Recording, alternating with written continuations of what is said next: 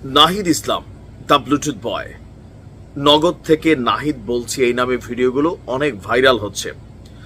গেল পরশুদিন থেকে নাহিদ ইসলামের সাবেক বিয়ের ১৫০ কোটি টাকা হাতিয়ে নেওয়ার যেই অভিযোগ তুলেছিলেন রাশেদ খান, সেই অভিযোগ নিয়ে নাহিদ বলেছেন তার সাথে তার কোনো সংশ্লিষ্টতা নেই। এরই মাঝখানে আজকে সারাদিন সোশ্যাল মিডিয়া প্ল্যাটফর্মে নাহিদকে নিয়ে একের পর এক খবর এসেছে। একটু আগে, মাত্র ঘন্টাখানেক আগে, স্বাধীন নিউজ 24/7 blogspot.com এই ওয়েবসাইটটি একটা নিউজ প্রকাশ করেছে যে সাবেক উপদেষ্টা এবং জাতীয় নাগরিক পার্টির আহ্বায়কের বাসায় সেনাবাহিনীর অভিযান এবং সেখানে নগদে ৩০০ কোটি টাকা জব্দ করা হয়েছে। আর এরপর সেনাবাহিনীর হাতে গ্রেফতার হয়েছেন নাহিদ।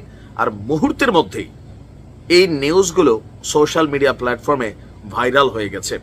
অনেকে আলহামদুলিল্লাহ বলেছেন, অনেকে বলছেন একদম জায়গা মতো পড়ছে, নানানজন নানানভাবে উল্লাস করছেন। তবে যারা সচেতন মানুষ তারা নিশ্চয়ই বুঝতে পেরেছেন বিষয়টা কতটুকু সত্য। আসলে বিষয়টা হচ্ছে সম্পূর্ণ গুজব। নাহিদ ইসলাম যদি গ্রেপ্তার হয়, প্রথমে আমাদের গণমাধ্যম যেগুলো মূলধারার, আমি আবারও বলি, অনলাইনে আপনারা আমাদের রাজনৈতিক দলগুলোর যে অফিসিয়াল পেজ আছে বা তাদের নামেও ভুয়া পেজ আছে। কেন ভুয়া পেজগুলো? এই কারণেই যে আওয়ামী লীগের নাম দিয়ে একটা ভুয়া পেজ তৈরি করে এখন 10টা ইউনুস বিরোধী পোস্ট দিলে সেখানে আওয়ামী লীগের নেতা কর্মীরা মনে করবে yes Awami League supporter team. আবার বিএনপির নামে একটা পেজ তৈরি করে সেখান থেকে ইউনুসের নামে 5টা পোস্ট করলে ইয়েস, জামাতের নামে 5টা করলে ইয়েস, জামাতের তারা আবার বাঁশের কেল্লা, কাশের কেল্লা, এরকম বিভিন্ন পেজ তৈরি করে। তো এগুলোর মধ্যে সবগুলো যে অথেন্টিক না সেটা বুঝতে গেলে একটু কষ্ট হচ্ছে ইদানিং সময় ফেসবুকের কারণে। কারণ আগে অফিসিয়াল পেজগুলা ভেরিফাইড হইতো, একটা ব্লুটিক থাকতো। এখন টাকা দিয়া যে কোনো পেজকেই ব্লুটিক দেওয়া যায়। এটাই হচ্ছে সমস্যা, যে সাধারণ মানুষের আসলে বুঝতে সমস্যা হয় যে অনেক টেলিভিশন চ্যানেলের অফিসিয়াল সাইট কোনটা। তবে সেই ক্ষেত্রে ফলোয়ার্স খেয়াল রাখবেন, লাইক কমেন্টগুলো খেয়াল রাখবেন, অথবা নিউজের ক্রাইটেরিয়া খেয়াল রাখবেন।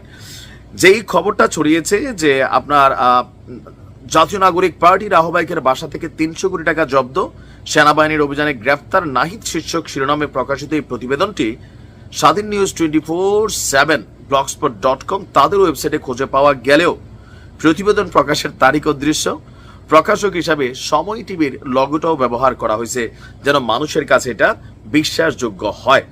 আসলে এটা হচ্ছে টোটালি ভুয়া এবং গুজব।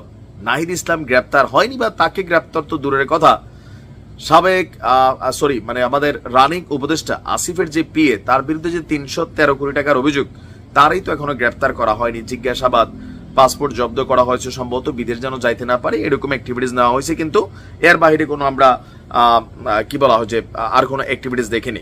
তো এই খবরটা সম্পূর্ণ ভুয়া, বাট অনেকে এটা নিয়ে সত্য মনে করে ফেলছেন। ওই যে মাঝখানে বললাম যে ফেসবুকের কিছু টাকা কামানোর ইস্যুগুলাতে সাধারণ মানুষ বিপদে পড়ে যে কোনটা সঠিক কোনটা ভুল। আমার নামেও অনেকগুলা ফেসবুকে পেজ আছে, ইউটিউবেও দেখবেন বিভিন্ন চ্যানেলে ভিডিও আপলোড করে। তো এগুলোতে মাঝে মাঝে আমরা নজর দিই, মাঝে মাঝে দেই না। তবে আমাদের নাম দিয়ে আইডি বানিয়ে সেখান থেকে বিভিন্ন ধরনের পোস্ট দেওয়া হয়, কিন্তু প্রকৃত ফেসবুক পেজ বা আইডি অনেকেই চিনেন না। না চিনা বিভিন্ন সময় বিভিন্ন ধরনের ধোঁকাবাজির মধ্যে আপনারা পড়ে যান। যাই হোক, নাহিদ ইসলাম ফ্রি আছে, তিনি গ্রেপ্তার হননি। আর তার বিরুদ্ধে পার্সোনালি অভিযোগ নাই, তার তিনি সাবেক উপদেষ্টা এবং তার যে পিএ, তার বিরুদ্ধে অভিযোগ আছে। এটা খতিয়ে দেখা হচ্ছে। ভালো থাকুন।